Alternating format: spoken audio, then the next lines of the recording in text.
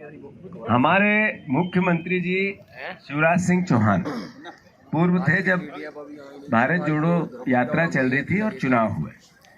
उन्होंने प्रदेश के सामने मोदी गारंटियों का सबसे पहली बार बखान चालू किया और बहनों से 3,000 रुपया पर मंथ देने का वादा किया, वचन दिया, गारंटी ली। तो नेचुरल है, स्वाभाविक है कि जो परिस्थितियां बनी आज प्रदेश में, जो स्थितियां हैं, कोई आपसे छुपी हुई नहीं है। लाडली बहना से 3,000 का बोल के जो वोट लिया गया और आज तक नहीं दिया, एक तरह से धोखा था। फिर कम्युनिटी वाइज बीजेपी, मैंने कहा ना, जैसे सर ने कहा अभी कि मास्टरमाइंड है ये लोग इवेंट के। इन्होंने 5 मुख्यमंत्री घोषित किए और सब कम्युनिटी को बताया कि ये भी रहेंगे, ये भी रहेंगे, ये भी रहेंगे, और अंतगतवा ये कहा ये हमारा पॉलिटिकल मैनेजमेंट था, जबकि ये लोगों के साथ धोखा था, उस कम्युनिटी के साथ धोखा था, फ्रॉड था।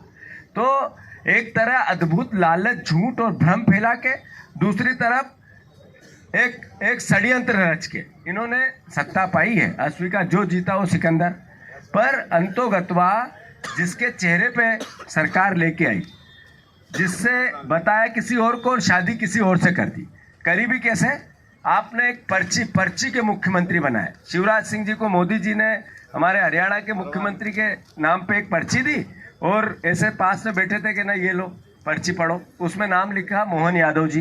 पर्ची के मुख्यमंत्री जब से बने हैं 3C, मैं बार बार कह रहा था, 3C, कर्ज, क्राइम और करप्शन, उनका एक तरह से चोली दामन का साथ हो गया है। आप देखो मुख्यमंत्री जी ने क्यों 3100 रुपये गेहूं की बात की, दान की बात की थी, आज तक पूर्ण नहीं हुई। क्या कारण है? 2700 रुपये गेहूं देने की बात हुई थी, आज तक नहीं हुई। 450 रुपये का गैस सिलेंडर का बोला था, क्या हुआ? क्या हुआ? आपने 3,000 रुपये बहनों को देना चाहिए कि नहीं देना चाहिए? ये आखिर ये पॉलिटिकल जो भाव है, जो बोल के आप चुनाव में आए। फिर विधानसभा में हमारे विधायकों ने जब पूछा तो कहा रामायण और गीता जैसी हमारी ये वचन पत्र है, वो रामायण गीता का एक भी अक्षर क्यों नहीं पढ़ा गया, ये सवाल है। तो पर्ची के मुख्यमंत्री को अच्छे से पब्लिक समझने लगी है। ये भ्रम हुआ था कि 3,000 मिलेंगे, बहनों ने अत्यधिक तादाद में बीजेपी को वोट किया, अस्वीकार नहीं किया जा सकता, और वही हार का एक बड़ा कारण भी बना। मैं इसको मानता हूं, मैं उन लोगों में से नहीं हूं कि फिर भी राजनीतिक रूप से अल्टीमेटली चुनाव जीतना महत्वपूर्ण होता है। मैं मानता हूं कि हमारा प्रयास अद्भुत है, अकल्पनीय है, और आने वाले समय में प्रदेश की जनता समझी हम लोकसभा में अच्छा परफॉर्म करेंगे। अब मेरे ख्याल NTV टाइम, जनता की बात जनता के साथ।